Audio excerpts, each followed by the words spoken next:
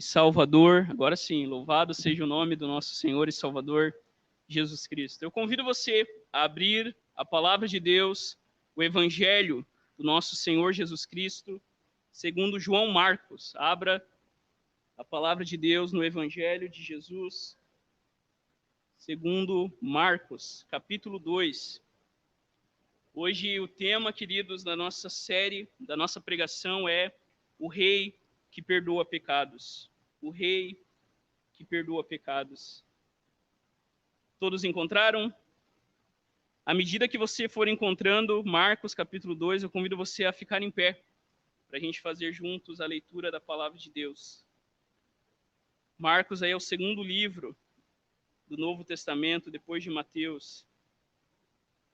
Ouça com fé a palavra de Deus que diz assim: depois de alguns dias, tendo entrado de novo em Cafarnaum, espalhou-se a notícia de que Jesus estava em casa.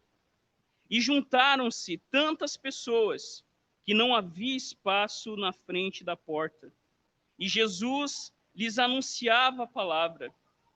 Levaram então um paralítico carregado por 4 homens. Como não conseguiam aproximar-se de Jesus por causa da multidão, descobriram o telhado em cima do lugar onde ele estava. Fizeram um buraco e por ele baixaram a maca em que o paralítico estava deitado. Vendo a fé que eles tinham, Jesus disse ao paralítico: filho, seus pecados estão perdoados.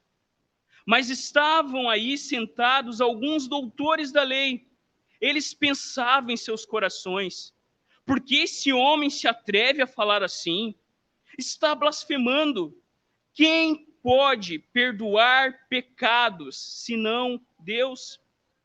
Jesus, percebendo logo em seu espírito que eles assim refletiam entre si, disse-lhes: por que vocês pensam essas coisas em seus corações? O que é mais fácil?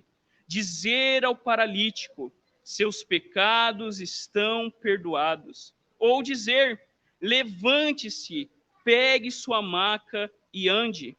Ora, para que vocês saibam que o Filho do Homem tem autoridade para perdoar pecados sobre a terra, eu lhes digo, falou ao paralítico: levante-se, pegue a sua maca e vá para casa.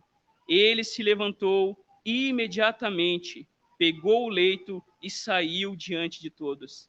E ficaram todos admirados e glorificavam a Deus, dizendo: nunca vimos coisa assim. Essa é a palavra do Senhor. Feche seus olhos. Pai Santo, graças te damos pela tua palavra. E a nossa oração é que o Senhor fale ao coração do teu povo por meio dela, que o teu Espírito leve a palavra do ouvido até o coração e que os teus filhos saiam daqui, Deus, não apenas ouvindo, mas colocando em prática a tua boa nova no seu dia a dia. Que as palavras dos meus lábios e a meditação do meu coração sejam agradáveis na tua presença, Senhor, rocha minha e redentor meu. Por Cristo Jesus, nós oramos. Amém e amém. Você pode se sentar?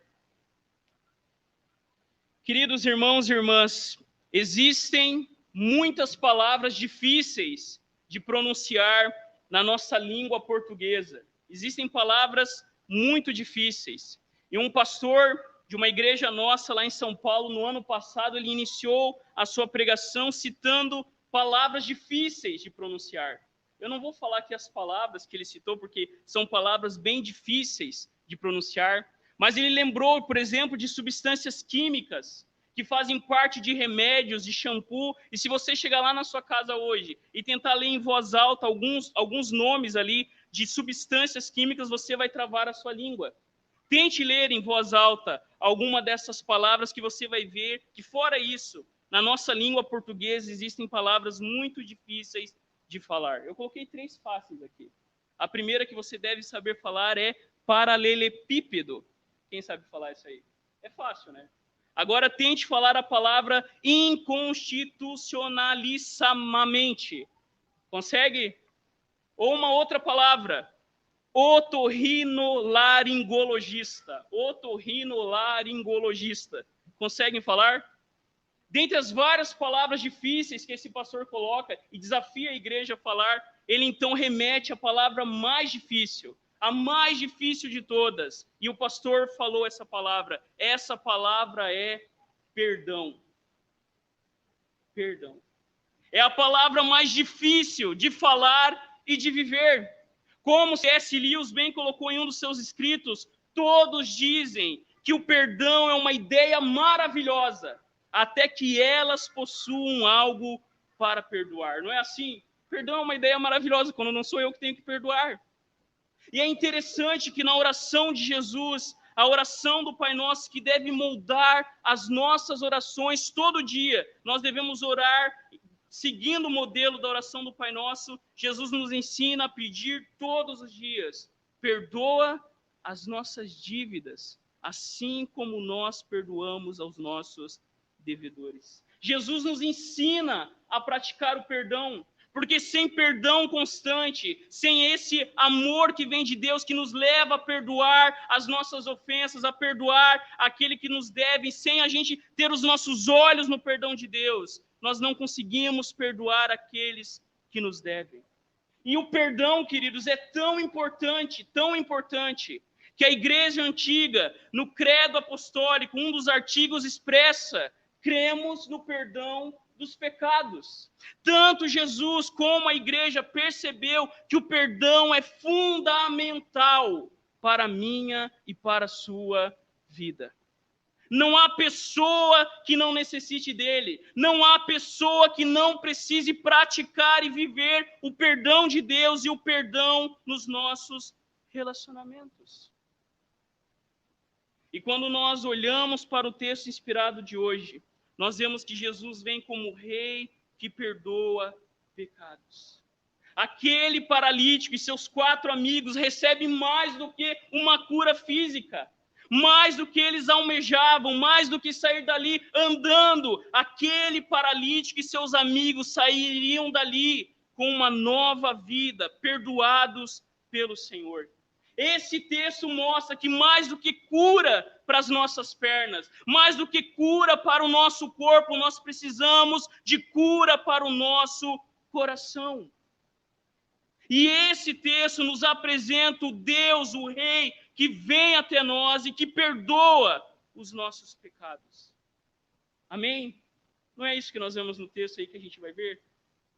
Então, em resumo, queridos, para você guardar no seu coração, o resumo do sermão nessa noite é o seguinte: o Rei que chega, aproxima-nos por sua palavra, perdoa os nossos pecados e nos leva a viver uma vida transformada, gerando a glória de Deus. O Rei que vem até nós, ele nos aproxima por sua palavra, ele perdoa os nossos pecados e ele nos leva a viver uma vida perdoada, transformada, gerando a glória de Deus. Amém? Captaram o resumo? Queridos, olha aí no texto, entre os versos 1 e os versos 4, e a gente vê a primeira verdade. O texto começa dizendo que dias depois Jesus entrou de novo em Cafarnaum e logo se ouviu dizer que ele estava em casa. Os irmãos lembram na semana passada como que Jesus agora estava não mais dentro da cidade, mas em lugares desertos, longe da cidade, pois Jesus não podia entrar publicamente na cidade. Por que Jesus não podia entrar publicamente na cidade? Quem lembra? Quem lembra aí? Que a gente falou na semana passada. Porque Jesus trocou de lugar, lembram?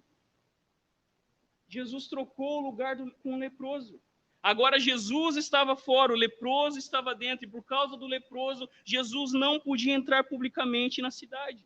Mas o que Marcos coloca é que depois que a poeira baixou, Jesus ele retoma a ação em Cafarnaum e apresenta aí, se você der uma olhadinha, a gente vai seguir nos próximos domingos, Marcos nos apresenta 5 pequenas narrativas compactas, mostrando a autoridade de Jesus. Hoje, para perdoar pecados, na semana que vem para salvar os pecadores, na outra semana sobre o jejum. Jesus tem autoridade e nos ensina o que é jejum de verdade. Na outra semana sobre o sábado. E assim Marcos, com essas 5 histórias, quer nos mostrar que Jesus é o Rei que aproxima as pessoas. que Jesus é o rei que vem com autoridade sobre todas as coisas. E aqui nessa noite nós veremos que Jesus vem com autoridade para perdoar pecados. Jesus está novamente na casa de Pedro e André e logo a notícia se espalha. Ficam sabendo que Jesus estava por ali. Quando eles ouviram a notícia, olha, o Messias, o curandeiro para alguns, estava andando ali novamente, todo mundo se reuniu à porta da casa de Pedro e André, a mesma casa onde Jesus tinha curado a sogra de Pedro. As pessoas, queridos irmãos e irmãs, se reúnem ali e não há sequer um espaço livre para alguém dar uma espiadinha no Messias que estava ensinando. Jesus tem esse poder de atrair as pessoas. Jesus ia caminhando e atraindo as pessoas, e muitas dessas pessoas eram atraídas não pelos milagres, não pelo que Jesus ia fazer, mas muitas dessas pessoas eram atraídas pela palavra, pelo evangelho, pelas boas novas, e era isso que fazia com que pessoas permanecessem, mesmo quando Jesus sai da Galileia e começa a tomar o caminho da crucificação. Jesus, ele aproxima as pessoas, e o próprio Jesus no Evangelho de João vai dizer que ele, quando fosse levantado da terra, atrairia todas as pessoas a ele mesmo. O que começa a acontecer aqui, queridos? O que começa a acontecer nessa casa é aquilo que Jesus faria de forma plena na cruz, todos os povos sendo atraídos até o Messias. E o que Jesus está fazendo aí na casa? Perceba que Marcos quer nos levar a não focar apenas no milagre, não apenas nas curas físicas, mas Jesus estava anunciando a palavra. O próprio Jesus, como a gente já viu algumas semanas atrás, disse que ele veio para pregar o evangelho. O que Jesus dizia que atraía as pessoas? Jesus dizia, olham, se arrependam dos seus pecados e crede no evangelho, porque o reino de Deus já começou. E o que Jesus está fazendo aqui nessa casa é exatamente isso, aproximando o seu povo desgarrado. Imagina a cena, queridos. Eu não sei se eu não gosto de ir em show, nada que é lotado que fica ali espremido. Não suporto, seja show de espécie que for, não gosto. Fica ali, sabe aquele negócio ali que daí todo mundo... É que nem o metrô de São Paulo, quem já foi em São Paulo sabe como que é. Imagina aquele empurra, um acotovelando o outro, todo mundo querendo encontrar, todo mundo querendo ouvir o Messias, todo mundo querendo achar um espaço. E quando a gente pensa nas multidões que o texto apresenta aí, Marcos nunca elogia as multidões. Na verdade, Marcos até trabalha com contraste entre a multidão e aqueles que estão na casa com o Messias. E no original, quando a gente pega essas duas palavras, elas formam até uma rima contrária. O que Marcos está falando aqui é que aquela multidão que estava ali se aproximando de Jesus, de fato não o conhecia. Aquela multidão que estava ali espremida, empurrando um ao outro, com certeza, né? Um alvoroço sem fim, estavam ali não porque queriam conhecer Jesus, mas porque queriam também, quem sabe, um milagre. E isso fica mais acentuado, e não sou eu que estou dizendo no texto, olha os versos 3 e 4. O texto diz que um paralítico chega em uma maca, carregado por 4 homens, mas eles não podem se aproximar de Jesus por causa do quê? Da multidão. Aqueles 4 amigos ali, eles estavam carregando aquele paralítico, mas quando eles chegam na casa para se encontrar com Jesus, havia uma multidão tão grande, e eu fico imaginando que com certeza, para eles terem essa atitude de fé, eles certo falaram, com licença, dá um espacinho, a gente precisa levar o nosso amigo até Jesus. Como a gente já viu em outros episódios, pessoas pedindo cura, e a multidão dizendo, cale a boca, não incomode o mestre. As crianças correndo até Jesus, e os discípulos e a multidão dizendo, não perturbem o mestre. Jesus, ei, deixem as crianças virem a mim. Deixe os doentes, os enfermos virem até mim. Mas esse rei que perdoa pecados, que aproxima as pessoas, a multidão está impedindo aquele homem de chegar até Jesus. E aqui nós aprendemos sobre fé. Eles poderiam chegar, olha, a gente tentou, né? Chegou até aqui, vamos para casa. Mas o que eles fazem? Eles bolam um plano, queridos. Vamos entrar pelo telhado. Eles descem, eles sobem. Quando a gente pensa em telhado aqui, não era tão difícil entrar pelo telhado. Não era uma missão impossível, como, por exemplo, quebrar uma laje dessa para descer alguém. Naquele tempo, as casas tinham uma escada externa que eles poderiam subir até em cima. E os telhados eram feitos de argila com madeiras. E eles começaram, então, a abrir um buraco e eles passaram a maca do paralítico por ali. Eles estavam tão apegados a Jesus, eles estavam tão atraídos por Jesus, que nem mesmo a multidão foi incapaz de fazer com que aqueles homens desistissem. Eles são atraídos por Jesus e isso é fé verdadeira. Fé verdadeira não é quando tudo está bem, a minha vida está uma maravilha, o dinheiro caiu na conta. Fé verdadeira é quando as coisas nos faltam.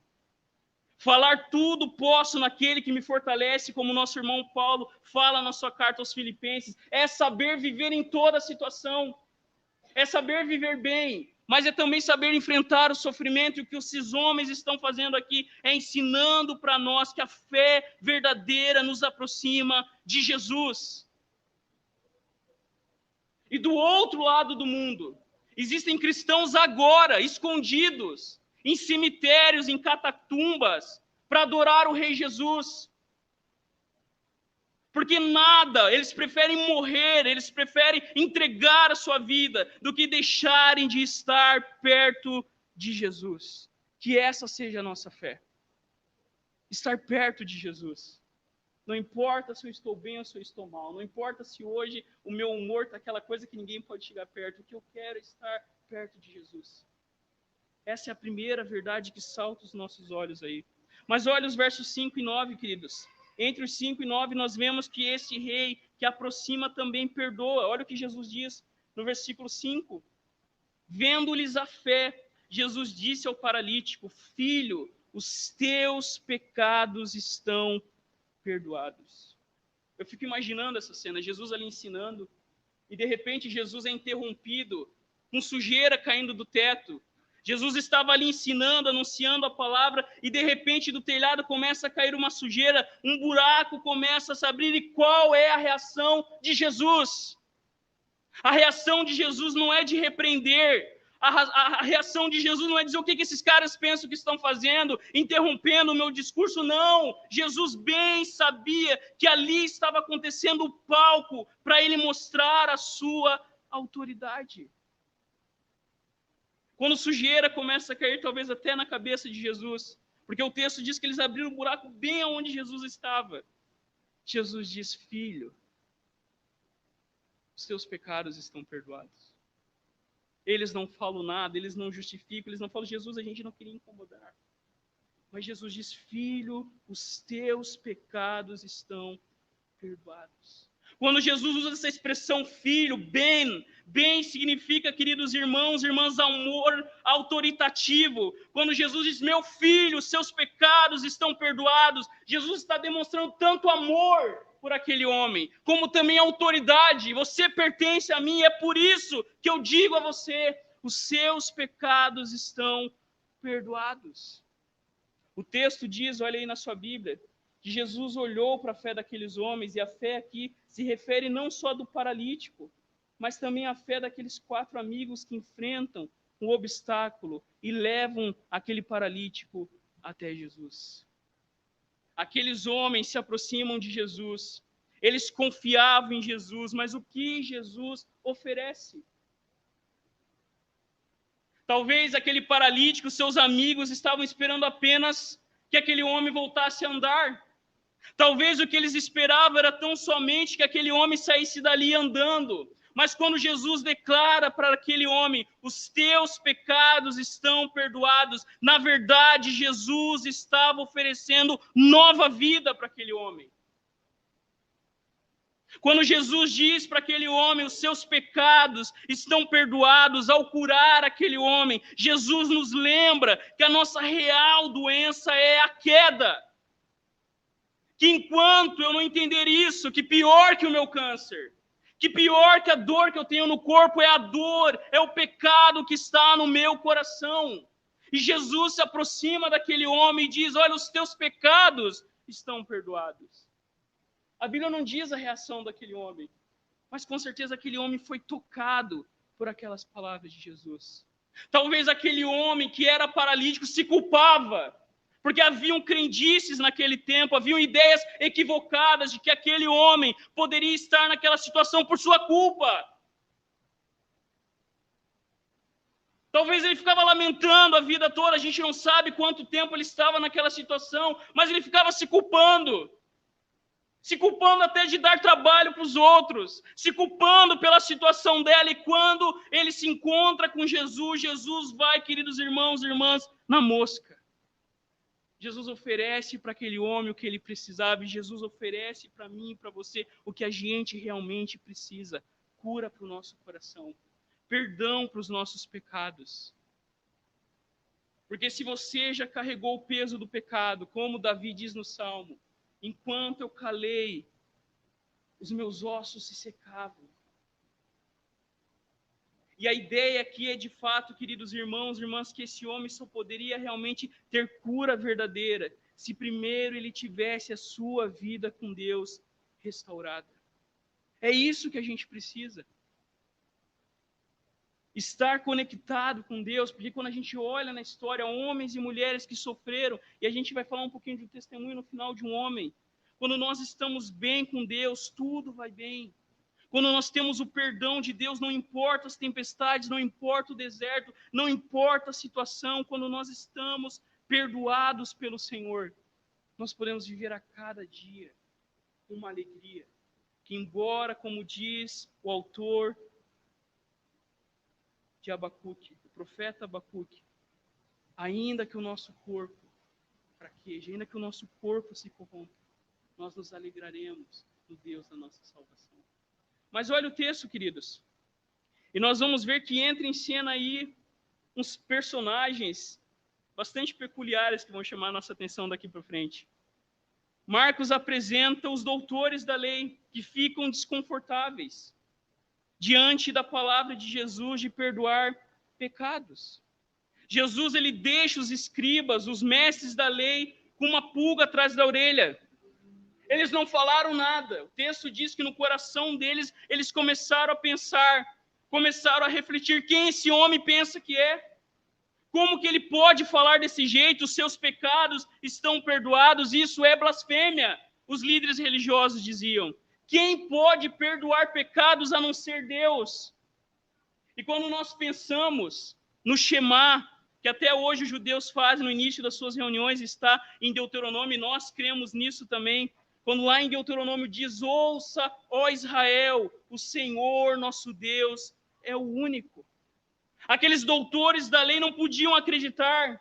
Os judeus bem sabiam que só havia um Deus, e como aquele homem, Galileu, Nazareno, estava ali dizendo: os teus pecados estão perdoados. O que Jesus está fazendo, perdoando aquele homem, era declarando que finalmente Deus voltou para o seu povo. Que finalmente o seu povo seria liberto dos seus pecados, como o próprio anjo havia anunciado a Maria. Ele vem para salvar o seu povo dos seus pecados. Na verdade, Jesus não terminou de pregar. Jesus estava pregando. Jesus não foi interrompido na sua mensagem. Jesus agora estava usando aquela situação para mostrar para as pessoas quem de fato ele era. E essa é a pergunta mais importante das nossas vidas: quem é Jesus? E quando não só o paralítico, os doutores da lei, toda a multidão ouviram Jesus dizendo aquilo: os teus pecados estão perdoados, as pessoas precisavam decidir: quem é esse homem que fala desse jeito? Quem é esse homem que tem autoridade para perdoar pecados? E como C.S. Lewis coloca uma frase muito famosa, ele diz o seguinte: Jesus ou era um mentiroso, ou um lunático, ou ele era o próprio Deus. Não há meio termo. Ou Jesus está mentindo, ou Jesus estava fora da casinha, ou aquele que estava ali era o próprio Deus em carne e osso. E eu e você precisamos hoje decidir quem é Jesus. Porque aqueles homens também precisavam decidir. Aquela multidão também precisava decidir. E nós sabemos no fim da história o que eles decidem. Eles decidem crucificar o Senhor da glória. Eles decidem ficar do lado de César e não do lado do Senhor, do Rei, sobre todas as coisas. E eu pergunto para você, quem é Jesus para você? Jesus é meu amigo. Jesus, Deus é pai, não padrasto. Essas coisas assim, sabe, que não tem nada a ver. Jesus é Deus. Jesus é Senhor. Jesus é o Rei. Ele manda na minha vida. Ele manda no meu dinheiro. Ele manda na minha sexualidade. Ele manda na forma como eu lido com a minha família. É Ele que manda, é Ele que governa. É isso que Jesus está dizendo aqui. O que aqueles homens não podiam acreditar, queridos irmãos e irmãs, é que quando Jesus declara isso, Jesus estava dizendo que Ele era Deus naquele lugar. Olha só como o texto termina nessa segunda verdade. Vendo, o que aqueles homens estavam pensando, Jesus diz o seguinte: o que é mais fácil? Dizer ao paralítico, seus pecados estão perdoados, ou dizer, levante-se, toma o seu leito e ande. Com isso, o que Jesus queria, queridos irmãos e irmãs, era de fato declarar que Ele estava ali como o Senhor que perdoa os pecados. Quando Jesus diz o que é mais fácil, perdoar os pecados ou fazer com que esse homem ande, eu vou dizer para vocês, para mim essas duas coisas são fáceis, porque eu sou Deus. Porque eu vim para cumprir a nova aliança no meu sangue, a promessa que nos últimos dias Deus enviaria o Salvador que salvaria o seu povo. Amém? Creia, queridos, nesse Deus que perdoa os nossos pecados. Mas veja comigo aí entre os versos 10 e 12, a última verdade. O Rei que transforma. Esse Rei, Ele aproxima, esse Rei, Ele perdoa pecados, e esse Rei, queridos irmãos e irmãs, transforma. Os versos 10 diz assim, o versículo 10, mas isto que está acontecendo, que vai acontecer, é para que vocês saibam que o Filho do Homem tem autoridade sobre a terra para perdoar pecados. A gente por várias vezes falou aqui que quando a gente lê os evangelhos, os nossos olhos, o nosso retrovisor tem que estar bem aberto para o Antigo Testamento. E o que Jesus está dizendo aqui, quando Marcos usa essa expressão, mas isso é para que vocês saibam, Marcos está nos lembrando um outro episódio. Quando Moisés está diante do faraó, ele diz, olha, para que vocês saibam que há um Deus verdadeiro, para que vocês saibam que Deus vai libertar o seu povo, é exatamente isso que está acontecendo aqui. Jesus declara, olha, para que vocês saibam que um novo êxodo está acontecendo, para que vocês saibam que está aqui alguém maior que Moisés, o Filho do Homem, para que vocês saibam que o Filho do Homem, e essa expressão Filho do Homem, é usada 14 vezes no Evangelho de Marcos. E Jesus usa 83 vezes para se referir a si mesmo. E o que Jesus quer dizer com esse Filho do Homem? Jesus, queridos irmãos e irmãs, estava confrontando a mentalidade da época, que achava que Jesus viria como um rei guerreiro, que destruiria Roma. Eles pensavam que Jesus ia mandar os seus discípulos pegarem armas, como a revolta dos macabeus anos atrás. Mas quando Jesus usa essa expressão, Filho do Homem, o que Jesus estava dizendo é que Deus, queridos irmãos e irmãs, ia transformar o mundo inteiro, não através da força do braço, não através da guerra, mas através da morte do seu Filho. Quando Jesus usa Filho do Homem, Ele está dizendo para nós que o nosso Rei, que entra neste mundo, vem como servo, vem para entregar a sua vida, vem, queridos irmãos e irmãs, para morrer numa cruz. Eu fico imaginando a cena, porque com certeza isso aconteceu, quando Jesus falou para aqueles doutores da lei que conheciam muito sobre a lei, olha, para que vocês saibam que o Filho do Homem, com certeza eles ficaram, não pode ser.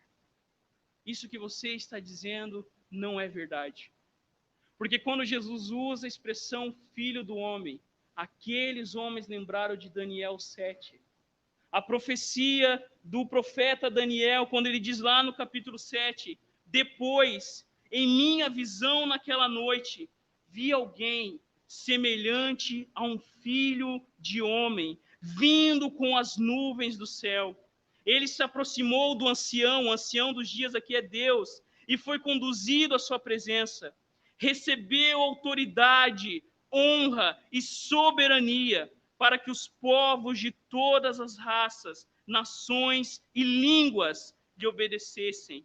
Seu domínio é eterno e não terá fim. O seu reino jamais será destruído. O que Jesus estava fazendo aqui, queridos irmãos e irmãs, era demonstrando na prática que ele estava oferecendo o perdão que transformaria a vida daquele homem. Que ele, como rei, veio exatamente para perdoar o pecado e para destruir a maldição em que os homens se encontravam. Porque, olha, não é isso que acontece no versículo 11.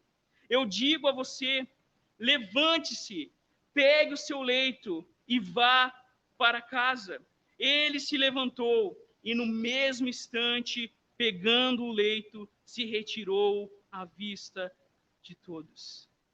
É muito interessante que quando Jesus usa essa expressão levante-se, e quando aquele homem se levanta, a mesma palavra aqui é usada para a ressurreição do corpo. E o que Jesus estava dizendo é que ele tinha autoridade até mesmo sobre os mortos, que Jesus tinha autoridade para fazer com que os membros daquele homem que estavam mortos voltassem à vida. Aquele homem experimentou o poder da ressurreição do Filho do Homem. É isso que Jesus está dizendo aqui.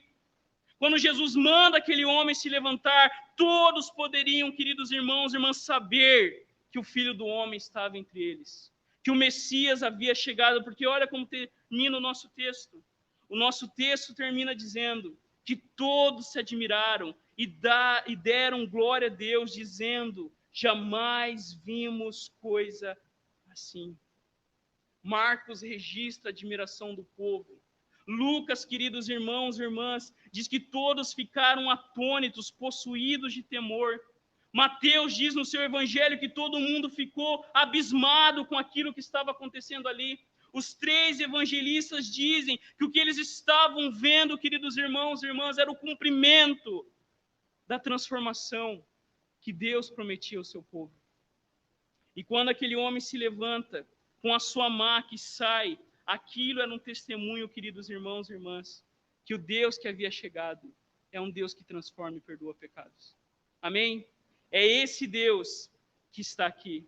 Aquele homem pôde se levantar da sua antiga vida e levantar para uma nova vida, porque na cruz Jesus foi levantado para transformar as nossas vidas, para transformar o nosso coração, para a gente poder, queridos irmãos e irmãs, deixar para trás aquilo que nos deixa paralisado e abraçar a vida que Deus tem para cada um de nós. Amém? Queridos, eu termino com 4 aplicações.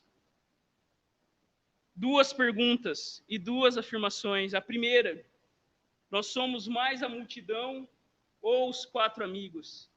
Nós pensamos mais nas nossas necessidades ou na necessidade do nosso próximo? Nós somos a multidão ali, empurrando os outros para não se aproximarem de Jesus? Ou nós somos, queridos irmãos e irmãs, pessoas que conheceram o verdadeiro Deus, que nos ensina a dar a nossa vida pelos irmãos, que ninguém tem maior amor do que aquele que dá vida pelos seus amigos. A igreja precisa ser esse lugar de amor verdadeiro. A igreja precisa ser esse lugar, queridos irmãos e irmãs, onde a gente carrega os fardos uns dos outros. Não onde a gente julga. Não onde a gente fala, viu, avisei. É melhor a gente se acostumando, não é? Essas besteiras aí.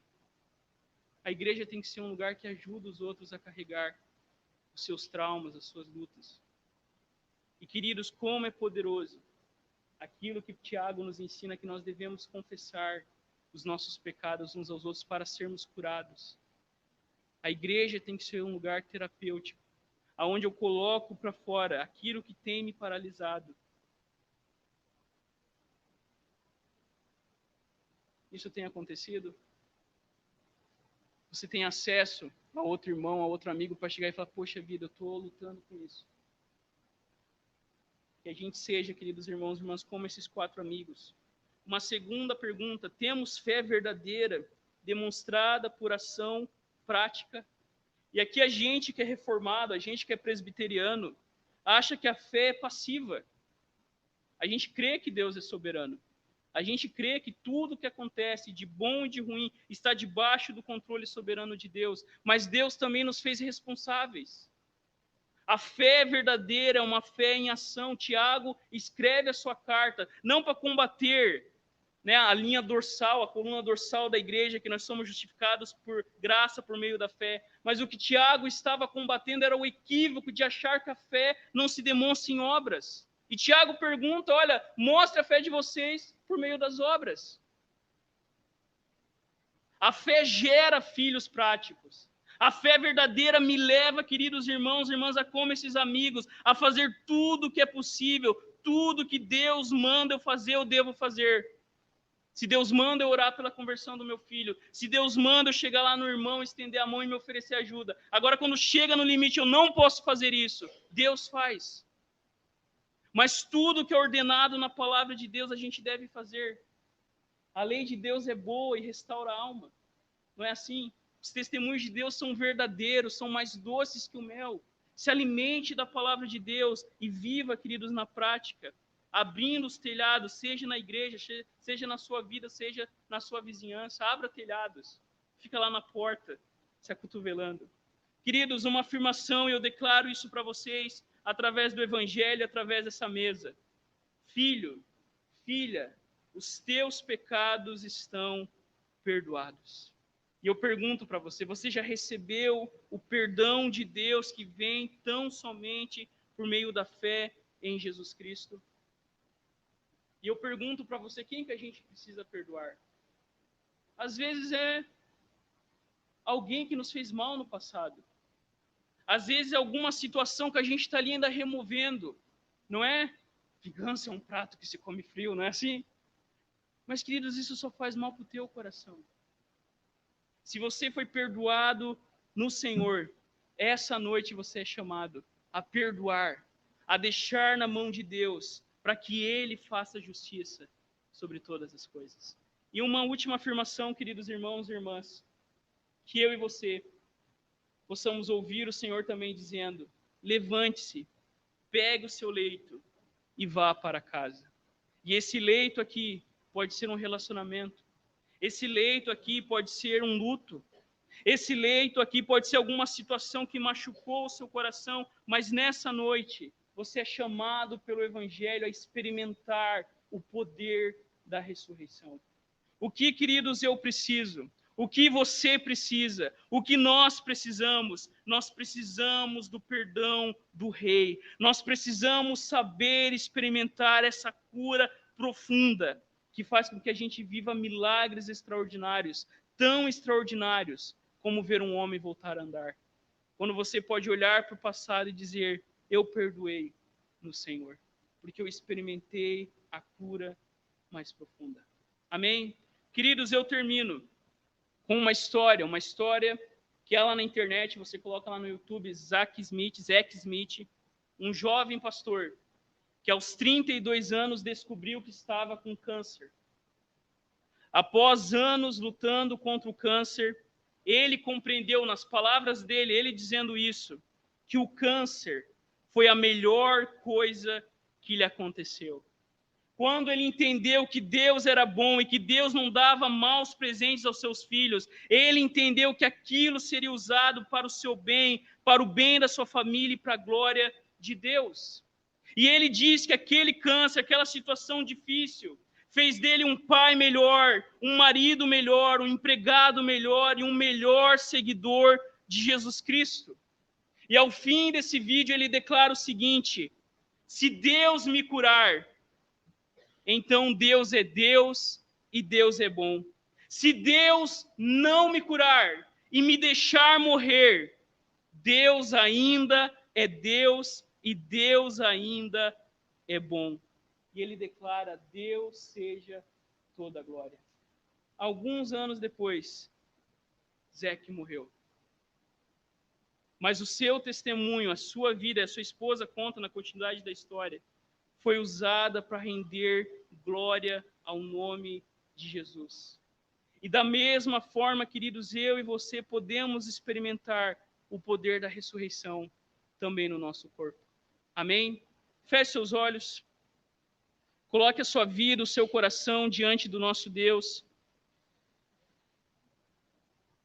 Senhor, te louvamos pela tua palavra, te louvamos pelo teu evangelho. E a nossa oração, Deus, é que o Senhor nos dê a graça de experimentar na nossa vida esse perdão profundo. Que a gente perdoe a nós mesmos pelas nossas falhas, pelos nossos erros, pelos nossos equívocos. Que a gente perdoe, Deus, aqueles que nos fizeram mal. Que a gente entregue tudo que nos machuca diante do Senhor e que a igreja seja um ambiente, não aonde a gente diz, Senhor, que o tempo vai curar, ou que a pessoa não pode perdoar, mas que a igreja seja um ambiente onde a gente carrega o peso um do outro, onde a gente divide as cargas para assim cumprir a lei de Cristo. Que possamos experimentar, Deus, o teu amor, o teu perdão, e que possamos ser uma comunidade que vive esse perdão enquanto estivermos aqui. Toma as nossas vidas, traga perdão sobre as nossas famílias, sobre as nossas casas. Em nome de Jesus. Amém e amém.